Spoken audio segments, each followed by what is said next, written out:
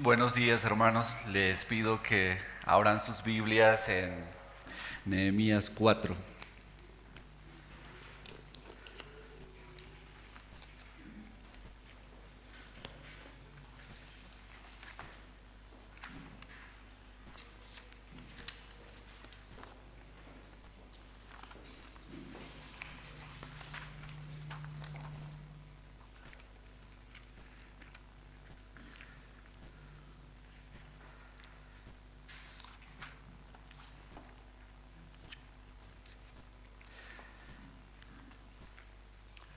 Eh, Estaba pensando en lo que decía Edward en la meditación al principio, que parecía que estaban desinflados o algo así.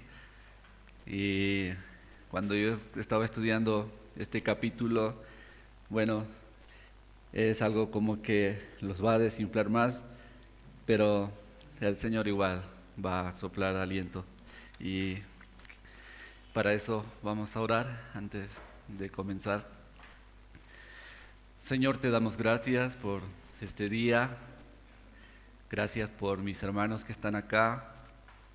Te pido que tu Espíritu Santo nos asista, tanto a mí en transmitir el mensaje y a mis hermanos en cuanto a escucharlo. Bendice este tiempo y te agradezco mucho en el nombre de Jesús. Amén. Ya, vamos a leer el capítulo entero, es un poco largo, les pido paciencia. Dice así: y sucedió que cuando Sanballat se enteró de que estábamos reedificando la muralla, se enfureció y se enojó mucho, y burlándose de los judíos, habló en presencia de sus hermanos y de los ricos de Samaria, y dijo: ¿qué hacen estos débiles judíos? ¿La restaurarán para sí mismos? ¿Podrán ofrecer sacrificios? ¿Terminarán en un día? ¿Harán revivir las piedras de los escombros polvorientos, aún las quemadas? Tobías el amonita estaba cerca de él y dijo: aún lo que están edificando, si un zorro saltara sobre ello, derribaría su muralla de piedra. Oye, oh Dios nuestro, cómo somos despreciados. Devuelve su oprobio sobre sus cabezas y entrégalos por despojo en una tierra de cautividad. No perdones su iniquidad, ni su pecado sea borrado de delante de ti, porque han desmoralizado a los que edifican. Y edificamos la muralla hasta que toda la muralla estaba unida hasta la mitad de su altura, porque el pueblo tuvo ánimo para trabajar. Aconteció que cuando Sanballat, Tobías, los árabes, los amonitas y los de Asdod se enteraron que continuaba la reparación de las murallas de Jerusalén, que las brechas comenzaban a ser cerradas, se enojaron mucho. Y todos ellos conspiraron juntos para venir a luchar contra Jerusalén y causar disturbio en ella. Entonces oramos a nuestro Dios y para defendernos montamos guardia contra ellos de día y de noche. Pero se decía en Judá: desfallecen las fuerzas de los cargadores y queda mucho escombro. Nosotros no podemos reedificar la muralla. Y nuestros enemigos decían: no sabrán ni verán hasta que entremos en medio de ellos y los matemos y hagamos cesar la obra. Y sucedió que cuando los judíos que habitaban cerca de ellos vinieron y nos dijeron 10 veces: subirán contra nosotros de todo lugar a donde os volváis. Entonces aposté hombres en partes más lejanas, más bajas del lugar, detrás de la muralla y en los sitios descubiertos. Aposté al pueblo por familias con sus espadas, sus lanzas y sus arcos. Cuando vi su temor, me levanté y dije a los nobles, a los oficiales y al resto del pueblo: no les tengáis miedo, acordaos del Señor, que es grande y temible, y luchad por vuestros hermanos, vuestros hijos, vuestras hijas, vuestras mujeres y vuestras casas. Sucedió que Nuestros enemigos se enteraron que lo sabíamos y que Dios había desbaratado sus planes. Entonces todos nosotros volvimos a la muralla, cada uno a su trabajo. Y sucedió que desde aquel día la mitad de mis hombres trabajaban en la obra, mientras que la otra mitad portaba las lanzas, los escudos, los arcos y las corazas. Y los capitanes estaban detrás de toda la casa de Judá. Los que reedificaban la muralla y los que llevaban cargas, llevaban la carga con una mano trabajando en la obra y con la otra empuñaban un arma. Cada uno de los que reedificaban tenía ceñida al lado su espada mientras edificaba. El que tocaba la trompeta estaba junto a mí y dije a los nobles, a los oficiales y al resto del pueblo: la obra es grande y extensa y estamos separados en la muralla, lejos el uno del otro.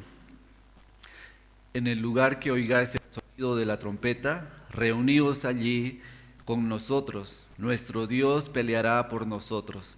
Hacíamos el trabajo con la mitad, empuñando lanzas desde el despuntar del alba hasta que salían las estrellas.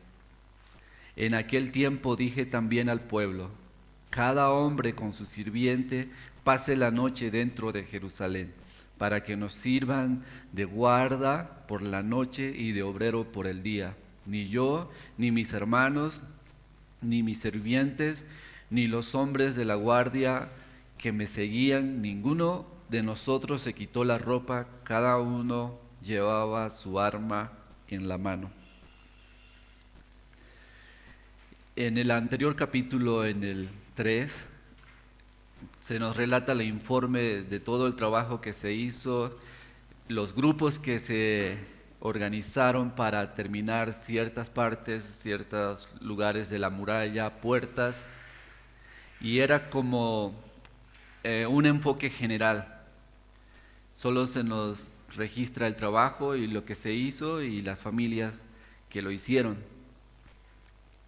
Pero aquí es como que la cámara baja y va tomando aspectos mucho más de cerca y eso lo vamos a ver a medida que desarrolle mi tema.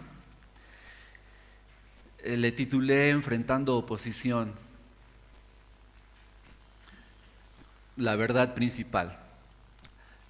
La evidente ayuda de Dios para con su pueblo era de mucho ánimo, pero eso no significa que el pueblo debía bajar los brazos y esperar pasivamente que Dios obre, sino que el pueblo debía esforzarse y tener confianza de que Dios los ayudaría.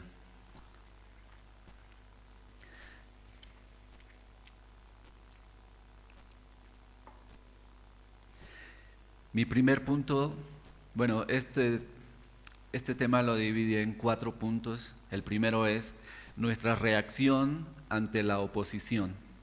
Y para eso quiero leer desde el 1 al 6. Y sucedió que cuando Sanbalat se enteró de que estábamos reedificando la muralla, se enfureció y se enojó mucho, y burlándose de los judíos, habló en presencia de sus hermanos y de los ricos de Samaria y dijo: ¿qué hacen estos débiles judíos? ¿La restaurarán para sí mismos? ¿Podrán ofrecer sacrificios? ¿Terminarán en un día? ¿Harán revivir las piedras de los escombros polvorientos, aún las quemadas?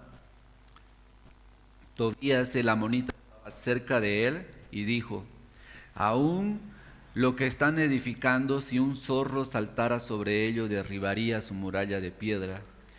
Oye, oh Dios nuestro, cómo somos despreciados. Devuelve su oprobio sobre sus cabezas y entrégalos por despojo en una tierra de cautividad. No perdones su iniquidad, ni su pecado sea borrado de delante de ti, porque han desmoralizado a los que edificaban. Y edificamos la muralla hasta que toda la muralla estaba unida hasta la mitad de su altura, porque el pueblo tuvo ánimo para trabajar. En los 3 primeros versículos La figura principal es Sanbalat y el segundo, es Tobías. Era un oficial y, y ellos comenzaron primero y, y es interesante la estructura de todo este capítulo porque vamos a ver cómo empieza la oposición. Primero va a ser burlas y luego va a ir aumentando de gravedad. Y yo estaba pensando en los estudios de los jueves y creo que está dando resultado, o al menos me está ayudando mucho en el estudio de la palabra.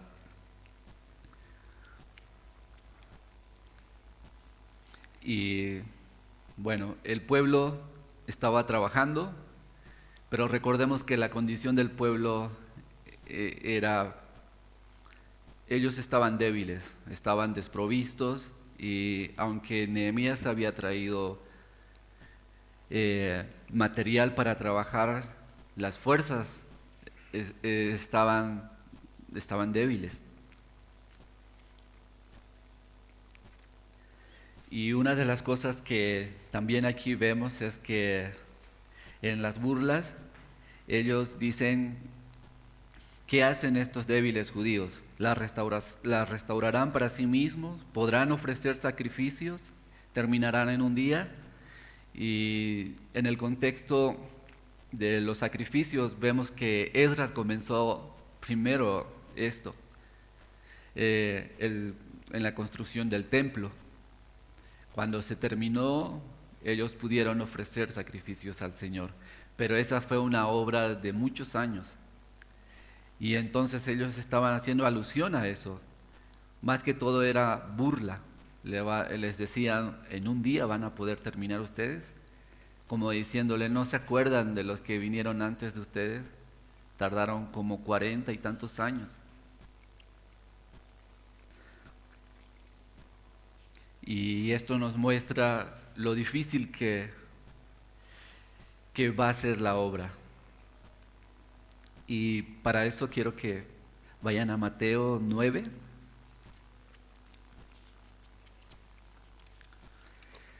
Versículo 37.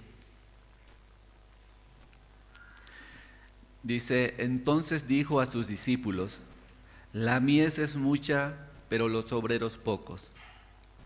Y creo que este versículo retrata bien la situación. Había mucha obra por hacer, mucho trabajo, y había pocos obreros.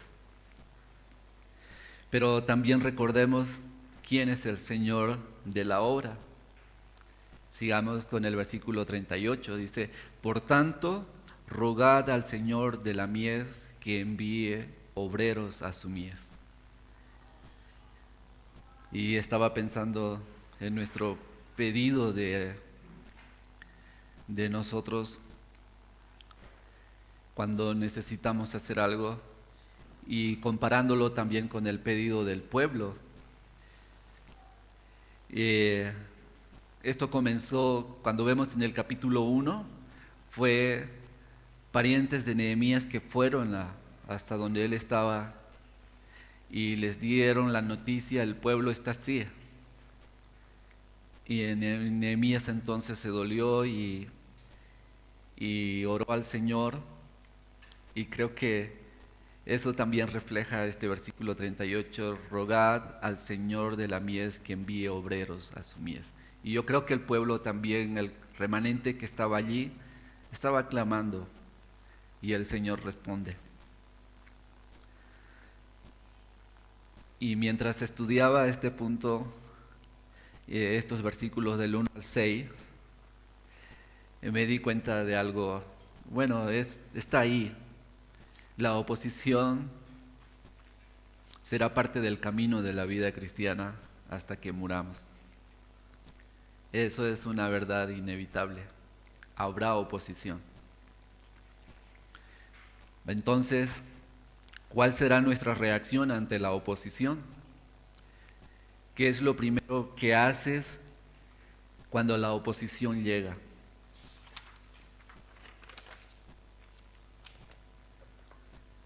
Veamos el ejemplo de Nehemías y cuál fue su primera reacción ante la oposición en los versículos 4 y 6 al 6.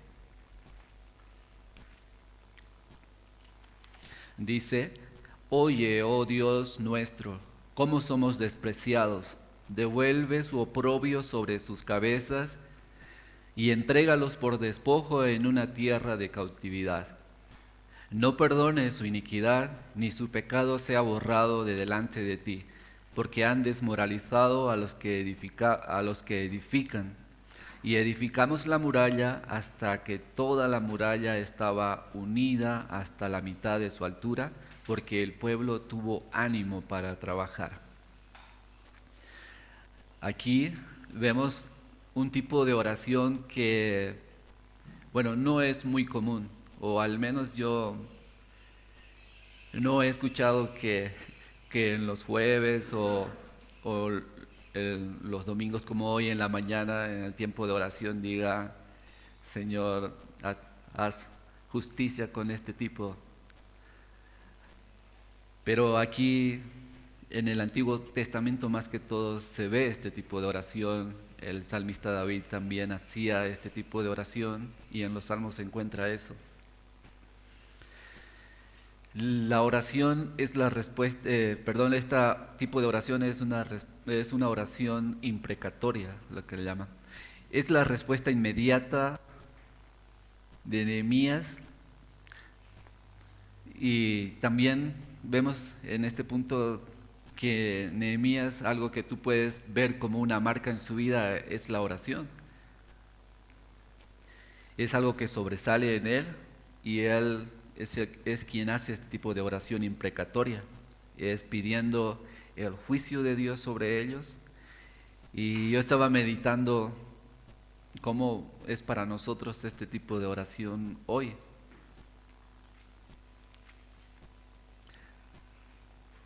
Y para eso quiero que veamos también ejemplos en el Salmo 79,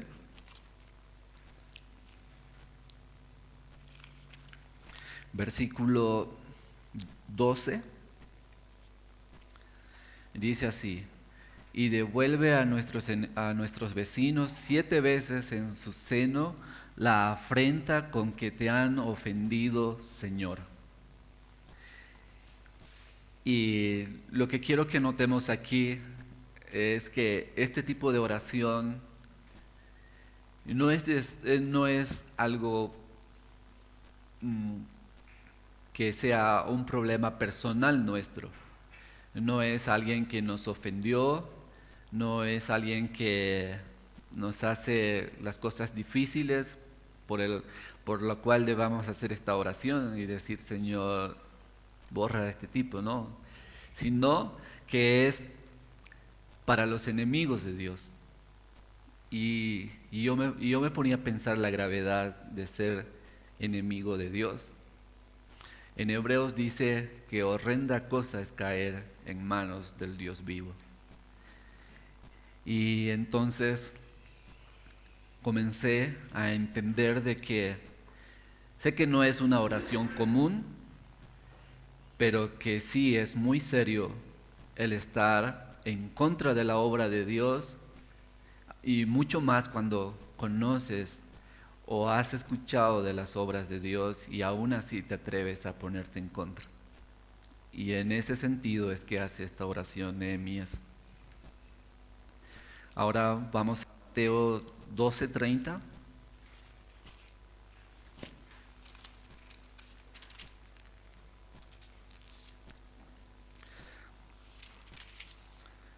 Dice: el que no está conmigo está contra mí, y el que no recoge conmigo desparrama.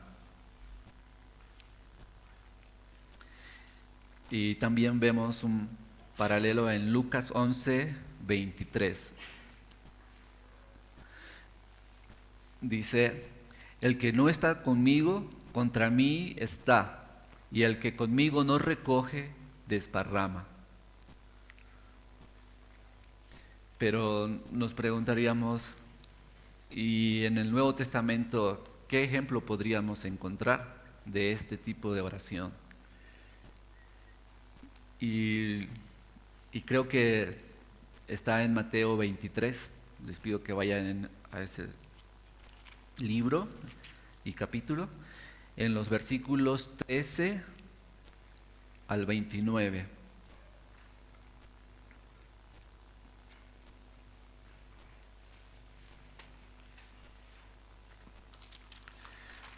Y quiero que noten esto, no es una persona, por decirlo así, como Nehemías o como Pablo o Pedro o cualquier otro de los discípulos que está haciendo esta afirmación, sino es Jesús mismo.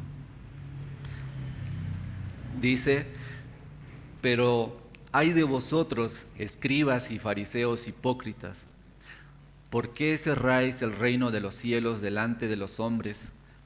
Pues ni vosotros entráis, ni dejáis entrar a los que están entrando.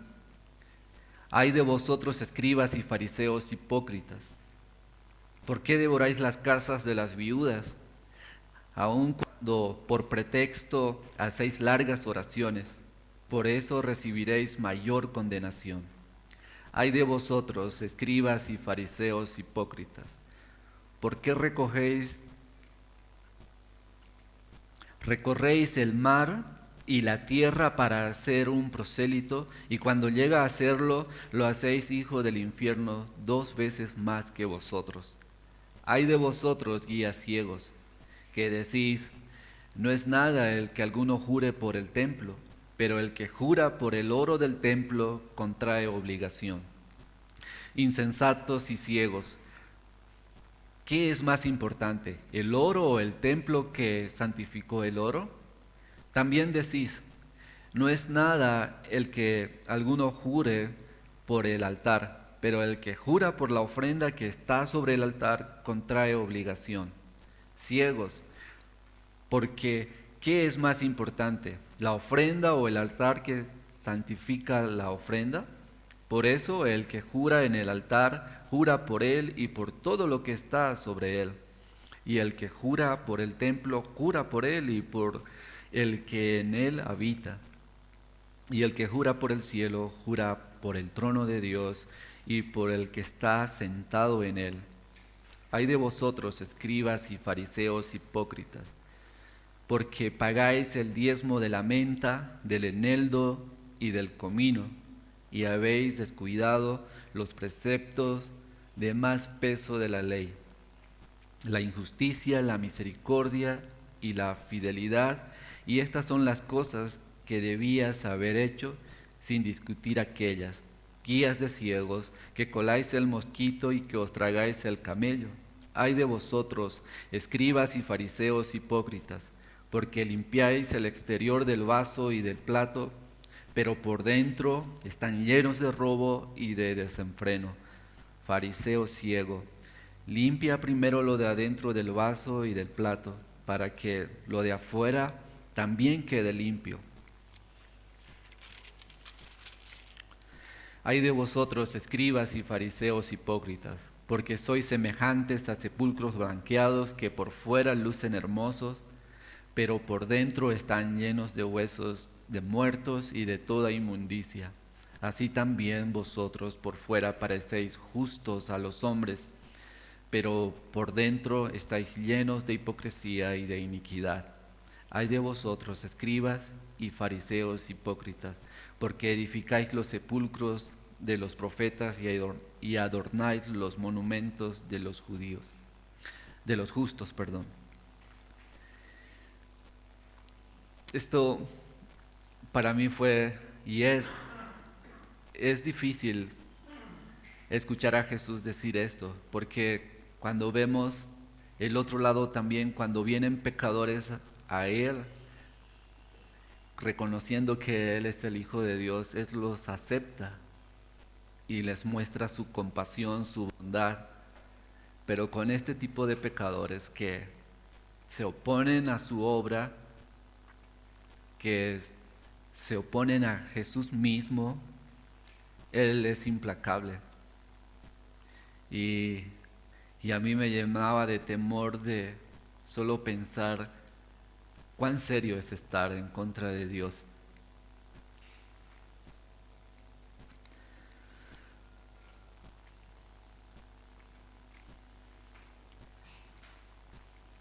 Y bueno, yo creo que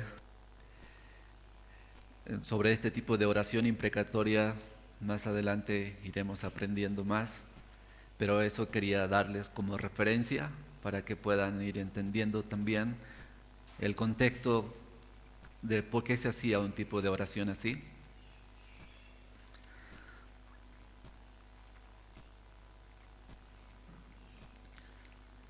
En el versículo 6 vemos que el pueblo tuvo ánimo para trabajar y edificaron, dice, hasta la mitad de la muralla. Y eso nos lleva a mi segundo punto, es oración y sentido común. Eso está desde el 7 al 11.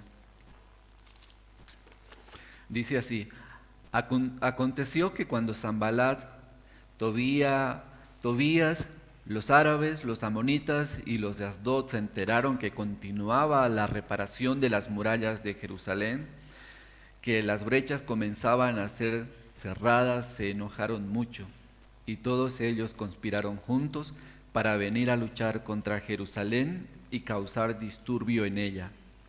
Entonces oramos a nuestro Dios, y para defendernos montamos guardia contra ellos de día y de noche. Pero se decía en Judá: desfallecen las fuerzas de los cargadores y queda mucho escombro. Nosotros no podemos reedificar la muralla.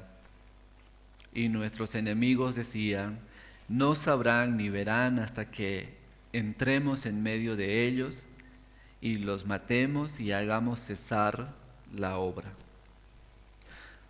Al parecer, la táctica de Sanballat y Tobías no produjo el resultado esperado, sino al contrario. El pueblo tuvo ánimo y continuó la reedificación y avanzaron hasta la mitad de la muralla, provocando aún más el enojo de ellos.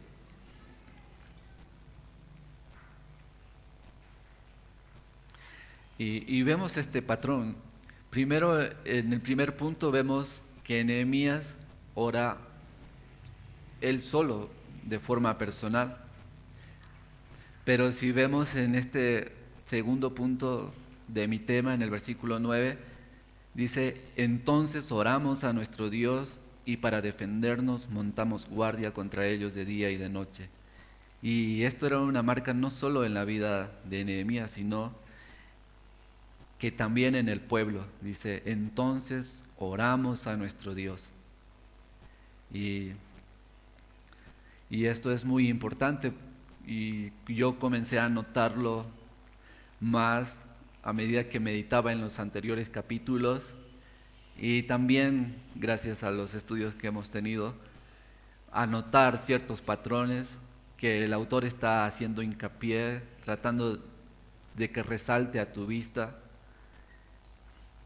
y era una fuente de gratitud al Señor, y también le decía: gracias, Señor, porque tú nos estás equipando para seguir con la obra.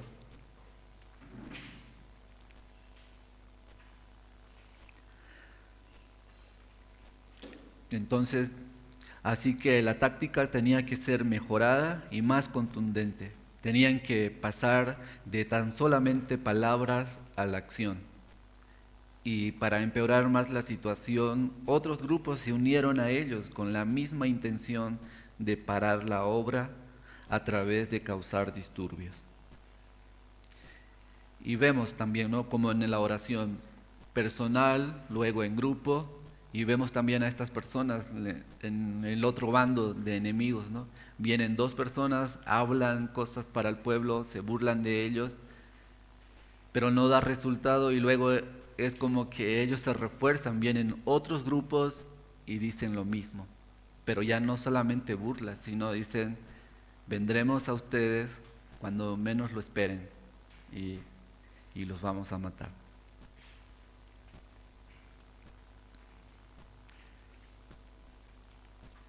Y bueno, le puse oración y sentido común a este punto porque Cuando uno comienza la vida cristiana piensa, o al menos en mi caso pensaba que las cosas iban a ser mucho más fáciles.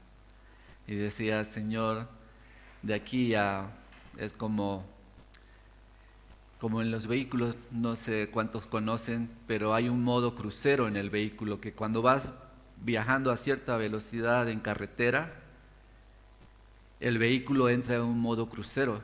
Eso quiere decir que la dirección, la aceleración se mantienen ahí y es como que el vehículo solo continúa avanzando.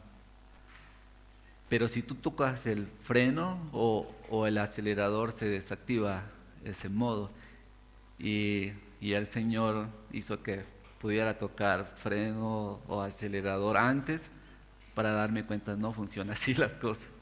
Y aquí es eso, por eso yo le puse sentido común, porque ellos recibieron noticias. Antes fueron burlas, ahora la cosa se pone más seria y la gente, los enemigos aumentan. Y entonces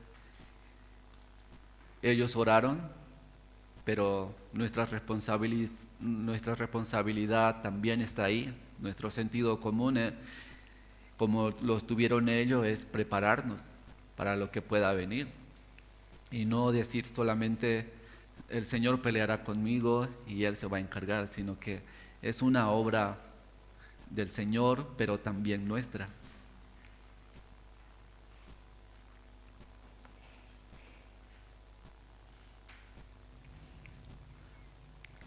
Y otra de las cosas que si vemos en esto es también el esfuerzo. Va aumentando. Las personas tienen que trabajar más, tienen que estar más atentas. Y a medida que iba avanzando, yo decía, Señor, si la situación continúa así, tú haciendo que el pueblo se esfuerce más, en algún momento van a colapsar. Pero la sabiduría del Señor es increíble y eso era una de las cosas que me asombraba, porque el pueblo, ellos oran, se animan, continúan trabajando y los problemas continúan llegando, continúan creciéndose más, pero ellos tienen ánimo. Y si lo vemos con ojos humanos, podría más bien llevarlos a desfallecer más rápido. Y yo decía, ¿de dónde están consiguiendo tanta fuerza, tanto ánimo para seguir? Y creo que una de las cosas que puedo notar aquí es que la oración, el Señor de alguna forma les daba energía, les daba ánimo para continuar.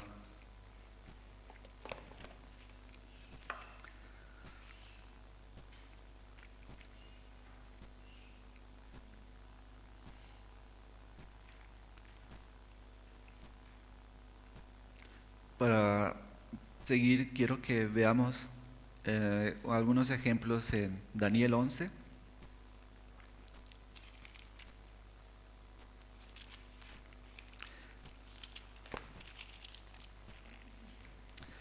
11:32.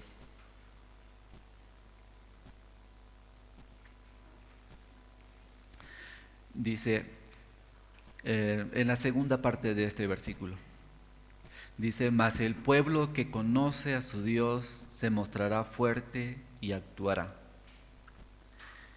Después pasemos por favor a 2 Samuel, capítulo 10.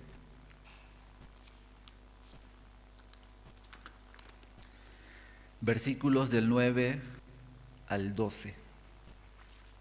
Dice así, viendo Joab que se le presentaba batalla por el frente y por la retaguardia, escogió de entre todos los mejores hombres de Israel y los puso en orden de batalla contra los arameos. Al resto del pueblo lo colocó al mando de su hermano Abisai y lo puso en orden de batalla contra los hijos de Amón. Y dijo, Si los arameos son demasiado fuertes para mí, entonces tú me ayudarás. Y si los hijos de Amón son demasiado fuertes para ti, entonces vendré en tu ayuda. Esfuérzate y mostrémonos valientes por amor a nuestro pueblo y por amor a las ciudades de nuestro Dios. Y que el Señor haga lo que le parezca bien. Y una de las cosas también que notamos en estos versículos de aquí de Samuel y también en Esdras es que el pueblo seguía esforzándose, pero no sabían cuál iba a ser el resultado. Ellos estaban confiando en que Dios haría lo que bien le parecía a él, y ellos confiaban en eso.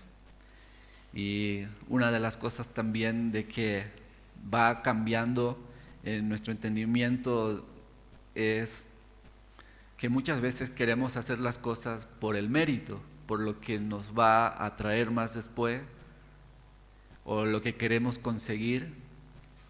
Pero aquí en el pueblo, en Nehemías, creo que ellos estaban enfocados en la obra, enfocados en la gloria de Dios, y trabajaban, aún sin saber de que si les iba a ir bien o si iban a terminar o no.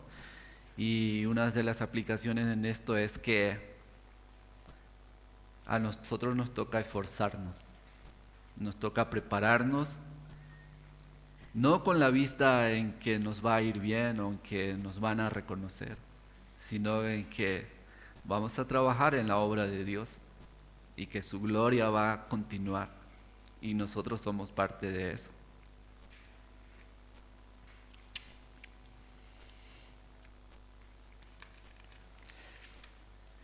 Ahora, pasando a mi siguiente punto, nuestra lucha y confianza, versículo 12 al 14. Y sucedió que cuando los judíos que habitaban cerca de ellos vinieron y nos dijeron 10 veces, subirán contra nosotros de todo lugar a donde os volváis. Entonces aposté hombres en las partes más bajas del lugar, detrás de la muralla y en los sitios descubiertos, aposté al pueblo por familias, con sus espadas, sus lanzas y sus arcos. Cuando vi su temor, me levanté y dije a los nobles, a los oficiales y al resto del pueblo: no les tengáis miedo, acordaos del Señor, que es grande y temible, y luchad por vuestros hermanos, vuestros hijos, vuestras hijas, vuestras mujeres y vuestras casas. Ahora parece que el plan malvado del enemigo está dando frutos y el pueblo está sucumbiendo al temor. La pronta reacción de Nehemías fue colocar hombres en lugares vulnerables que el enemigo fácilmente podría utilizar. Y cuando leía esto también veía el cuidado del Señor en todo esto. En la iglesia el Señor puso pastores para poder guiarnos, para poder cuidarnos. Y veía también esto en las familias, los padres, cómo el Señor estructuró todo con tanta sabiduría, porque en este tiempo yo escuchaba hablar de las casas hogar o orfanatos y veía, parecía que Señor, ¿qué estamos haciendo? El enemigo parece que nos lleva mucho más ventaja. Y es interesante para mí poder ir viendo cómo el Señor obra. Y hasta aquí vemos que el enemigo se está adelantando a todo. Ellos están burlándose, ellos vienen primero y le dicen al pueblo: no van a llegar lejos. Tenemos más gente, en cualquier momento venimos y los matamos. Y eso, en el comentario, esta parte de venir y sorprenderlos y matarlos, hablaba de guerrillas. Y yo recordé que cuando hice el servicio militar, te enseñan tácticas y formas de cómo enfrentarte al enemigo. Y una de las cosas que en historia uno de los instructores me contaba era esta forma de guerrillas. Eran pequeños grupos especializados que atacaban de forma sorpresiva. Y ellos me dijeron, y esta forma de guerrilla lo aprendimos cuando vino el Che Guevara a este lado. El Che Guevara no traía un ejército grande, solo traía grupos pequeños, pero bien preparados, y que ellos atacaban ciertos lugares, ciertos pueblos, y continuaban así, debilitando. Y entonces, esto era una forma de este tipo de personas, de este tipo de ejército que está hablando aquí. Vamos a venir por sorpresa.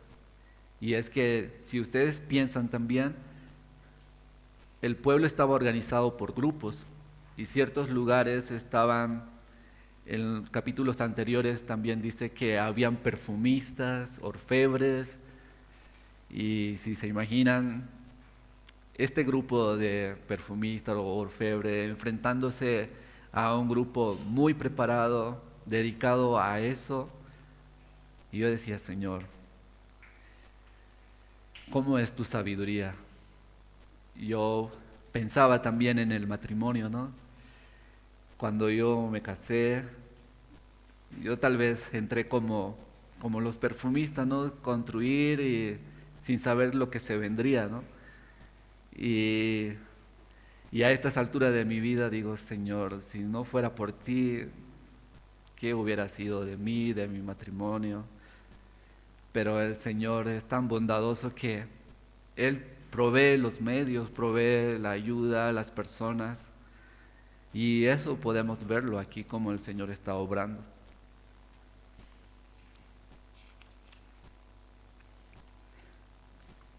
Dice, nuestra lucha y confianza.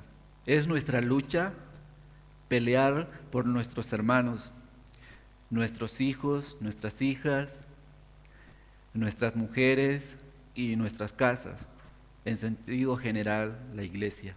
Y eso me llevaba a pensar también en el mensaje anterior, el domingo, cuando le dicen a Jesús, bendita la mujer que te amamantó el vientre, y Jesús le dice, no, benditos los que oyen mi palabra y la hacen. Y yo me ponía a pensar también en esto de nuestra lucha. Aquí dice, hermanos, hijos, hijas, vuestras mujeres, vuestras casas, y veía la realidad de la situación, de los tiempos en que vivimos.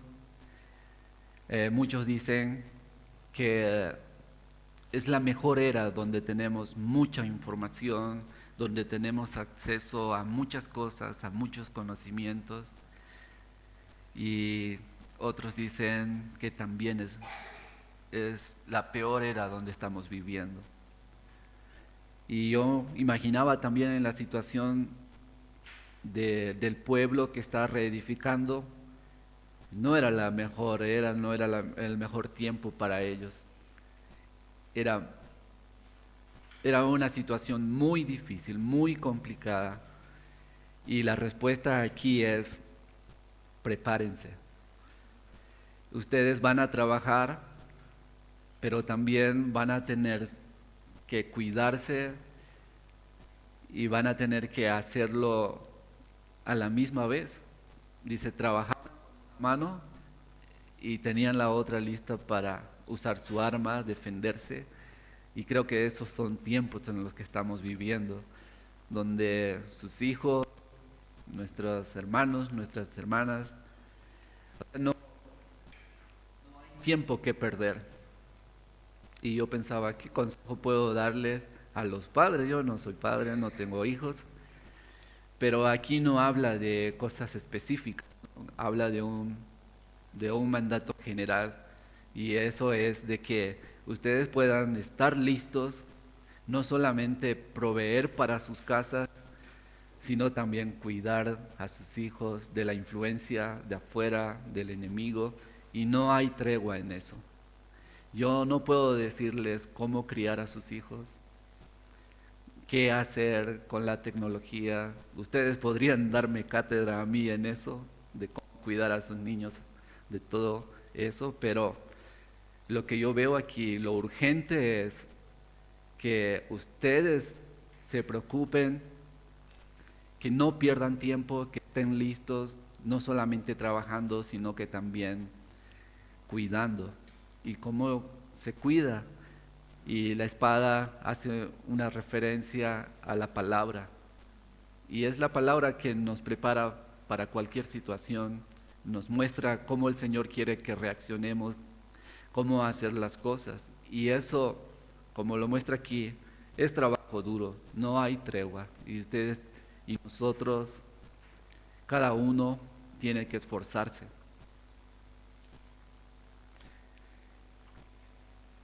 Y esta otra parte de mi punto, y confianza, dice, y nuestra confianza es esta, dice, acordaos del Señor que es grande y temible.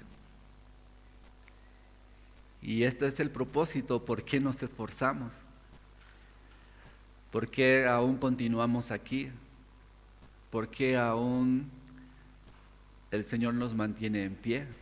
Y es Él. Pareciera que dependiera de nuestro esfuerzo, pero esta es una obra maravillosa. Vemos al Señor obrando y vemos también a las personas esforzándose. Para eso le pido que vayamos a Salmos 24. Versículo 8. Y dice, ¿quién es este Rey de la gloria? El Señor fuerte y poderoso, el Señor poderoso en batalla. Este es nuestro Dios. Y cuando yo veía esto, inevitablemente mi mente iba a los ejemplos en el libro de Éxodo, cuando Dios manda a Moisés a sacar al pueblo a libertar, Dios desplegando su poder de una forma que tal vez hasta ese momento no se había visto. Y eran 10 veces también, 10 plagas, mostrando Dios su poder. Y aquí también dice que los enemigos 10 veces le dijeron al pueblo, no van a poder. Y este número 10 dice que significa algo completo. Y o sea, yo veía al enemigo esforzándose con todo, pero también mostrando el otro lado, Dios, nuestro Dios temible y poderoso.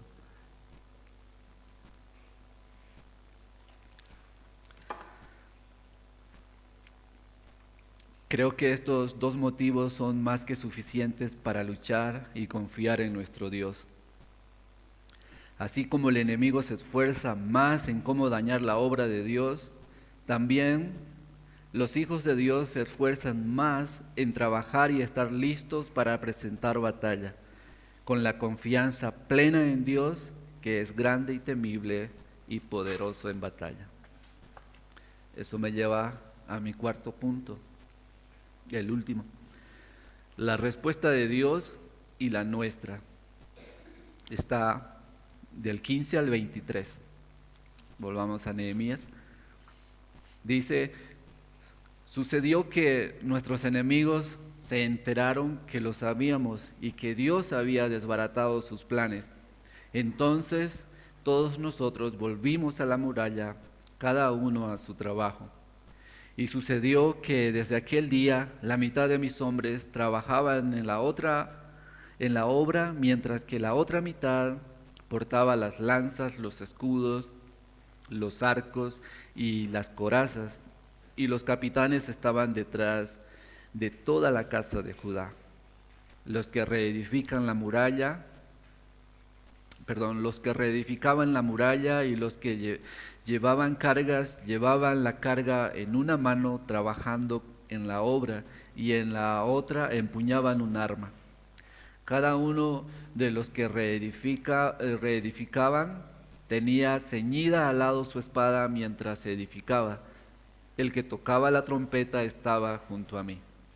Y dije a los nobles, a los oficiales y al resto del pueblo: la obra es grande y extensa, y estamos separados en la muralla, lejos el uno del otro.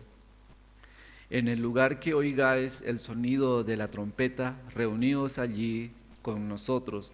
Nuestro Dios peleará por nosotros. Hacíamos el trabajo con la mitad, empuñando lanzas desde el despuntar del alba hasta que salían las estrellas. En aquel tiempo dije también al pueblo: cada hombre con su sirviente pase la noche dentro de Jerusalén, para que nos sirvan de guarda por la noche y de obrero por el día. Ni yo, ni mis hermanos, ni mis sirvientes, ni los hombres de la guardia que me seguían, ninguno de nosotros se quitó la ropa, cada uno llevaba su arma en la mano. Y aquí vemos, ¿no? Dice: sucedió que nuestros enemigos se enteraron. Al principio vimos que el enemigo venía primero a burlarse, a amenazar al pueblo, pero ahora aquí ellos ya reciben la noticia de que el pueblo está listo, sabe que maquinan, pero sobre todo que Dios está obrando.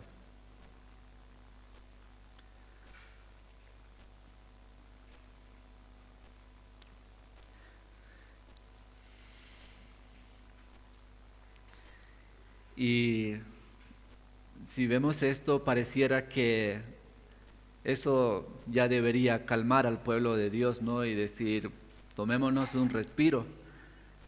Las cosas se han invertido, ahora ellos saben que nosotros estamos así, que estamos cuidando, vigilando y que Dios está de nuestro lado. Pero no fue así, sino que el esfuerzo aún más se redobla, se aumenta. Y por eso era mi punto, mi verdad principal, o la verdad principal del capítulo 4, es que la ayuda de Dios está, pero eso no significa que debamos cruzarnos de brazos y mantenernos pasivos, sino que debemos esforzarnos más, prepararnos más. Y ahí yo pensaba que el Señor, yo decía: Señor, creo que está siendo muy duro en pedir esto al pueblo, en decirles: sigan esforzándose, trabajen más. Desde que antes de amanecer ellos ya estaban en pie hasta que anochecía y salían las estrellas.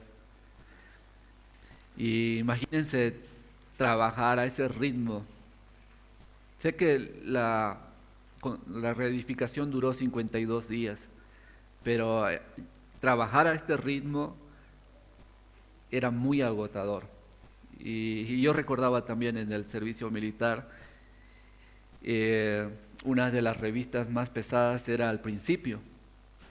Tenías que aprender muchas cosas, pero su propósito de ellos, aparte de que aprendas, era de que puedas aprender a manejar tu cansancio, tu estrés, tu preocupación, todo, haciéndote que tú no duermas, que tú busques la forma de cómo descansar un poco. Y yo recuerdo que tú tenías que pensar cómo poder dormir media hora, 5 minutos, porque el, el, el propósito de ellos era prepararte para cualquier tipo de situación. Y entonces ellos estaban vigilantes, en cualquier momento podrían aparecer, y verte dormido significaba sufrimiento para ti, ¿no? Y entonces yo pensaba, ¿no? No soy una persona que lidera, que lleva grupos, pero tenía también un poco de sentido común, ¿no? Así que al grupo que tenía conmigo, yo les decía, esta es la situación, no nos van a dejar dormir, así que nos vamos a turnar. Cada uno va a tener 20 minutos de guardia y el resto duerme. Y el problema es que como estábamos tan cansados, hasta el guardia se dormía, así que imagínense todo eso ahí. Y veía la situación del pueblo, pero también veo la sabiduría de Dios en que si Él te va a exigir tanto, también va a proveer los medios. Y eso vemos aquí también.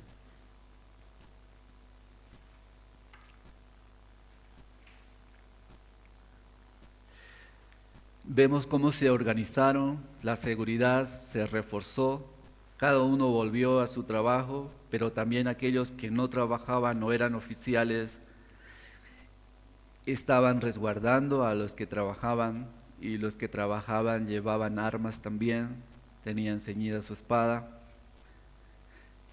Aunque estaban bien organizados, quedaba espacios que no podían cubrir. La obra era grande y extensa, así que había alguien que estaba encargado también de tocar la trompeta y dar aviso de peligro. Entonces podrían ocuparse y hacer frente al peligro, sabiendo que Dios peleará por ellos, y eso debía darles confianza y seguridad. Y yo creo que también esto es un reflejo de la vida cristiana. Es un llamado a esforzarnos, a prepararnos. Y yo decía, Señor, ¿en qué momento puedo decirle a los hermanos, bajen la guardia, tómense un descanso? Y no hay un descanso de este lado de la tierra, sino nuestro descanso eterno está del otro lado, ¿no? Pero tenemos la esperanza, tenemos los recursos, tenemos el aliento para seguir trabajando. Dios infundirá aliento a su pueblo, pero también demanda nuestra responsabilidad, y como aprendíamos en varones también, demanda nuestro mejor esfuerzo. El trabajo arduo comenzaba desde antes de la mañana, terminaba de noche. Se reunió toda la ayuda posible para hacer el trabajo, y también aquellos que no vivían en el lugar tuvieron que quedarse en sus lugares de trabajo para guardar el lugar en la noche y en el día continuar trabajando. Y eso me llevaba a reflexionar también en el amor de otros cristianos, por ejemplo, los misioneros. Ellos tienen que venir de otro lugar y no vienen a una vida fácil, a una vida cómoda. Algunos van y tienen que meterse en África, en la selva, y yo decía, ¿qué los impulsa realmente a hacer algo así? Y algunos van con sus familias o van con esposa, y yo decía, Señor, ¿qué hay en sus corazones, qué hay en sus mentes que los lleva a hacer una obra tan grande y desprenderse de tanto para servirte en esta situación? Y yo creo que como el pueblo aquí, como Nehemías aquí, ellos conocían su Dios. Y yo creo que nosotros también, a medida que vayamos conociendo más al Señor, podremos esforzarnos más, confiar más, hacer muchas cosas más, pero eso requiere esfuerzo, trabajo duro. Y de este lado nos queda trabajar duro, esforzarnos. Creo que estos versículos nos están mostrando la importancia de la obra, pero también la importancia de nuestra responsabilidad. No solamente haces la obra, sino que también debes cuidarla. Eso requiere tu mayor esfuerzo y confianza plena en Dios.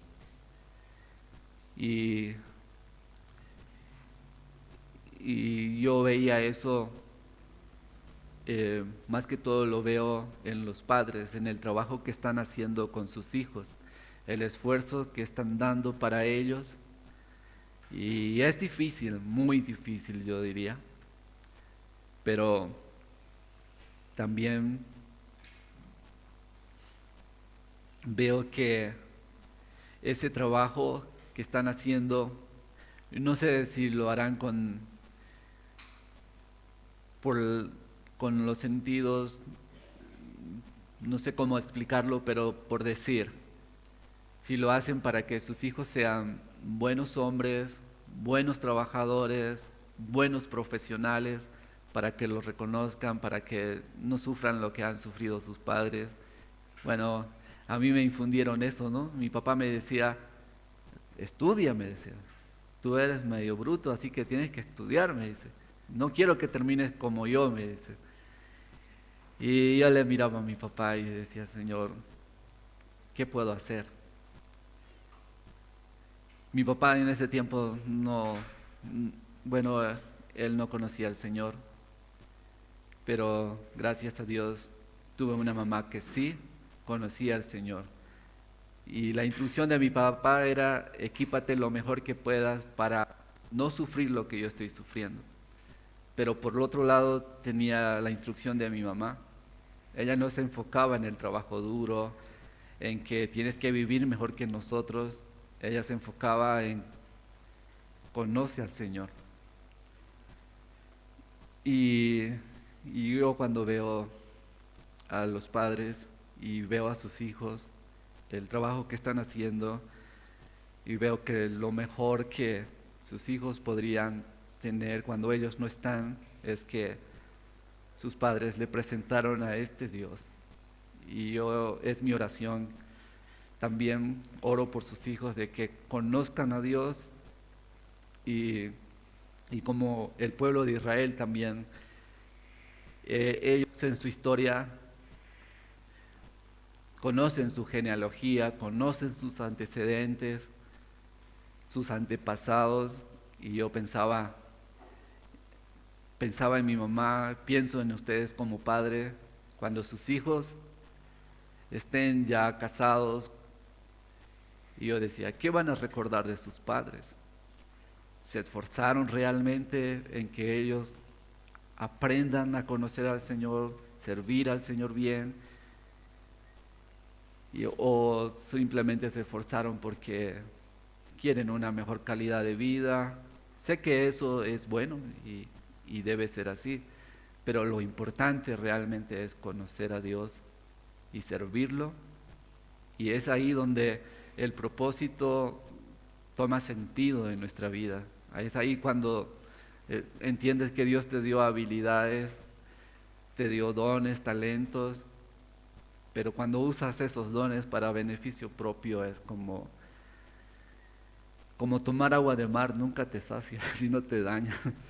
Pero cuando están al servicio del Señor, es que como que todo cobra sentido, tu propósito es lo que te renueva y dices, Señor, estoy siendo útil realmente.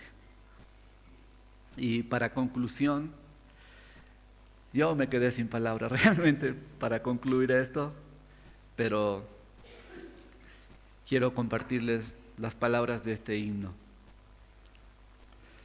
El título es Soberano Dios. Dice, fortaleza hoy en las pruebas, hay belleza en el dolor. Perdón, fortaleza hay en las pruebas, hay belleza en el dolor. Me sostienes en mis fallas, en tus manos de amor. Y tú obras en silencio para santificarme. Tú permites mis dolores para confirmar mi fe. Tus planes son perfectos. Tú no me olvidarás.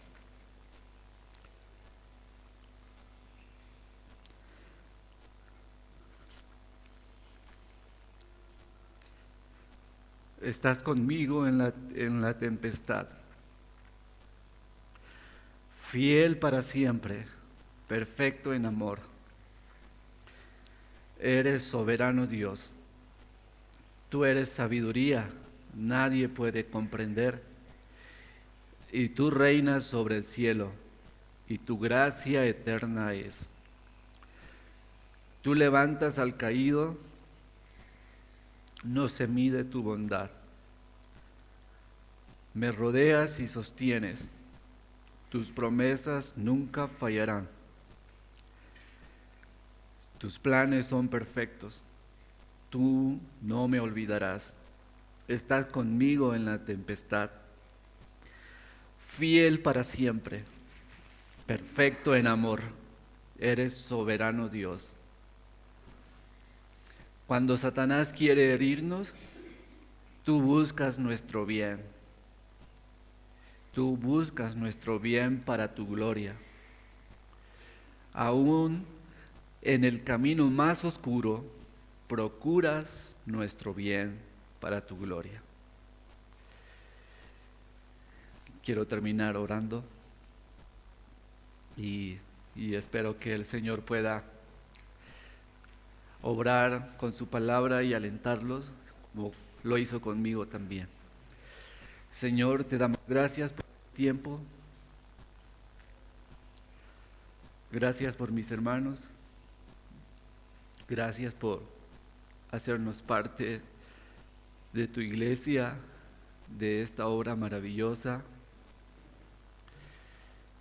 Y gracias también, Señor, por dotarnos hombres que nos guíen, por mis hermanos también.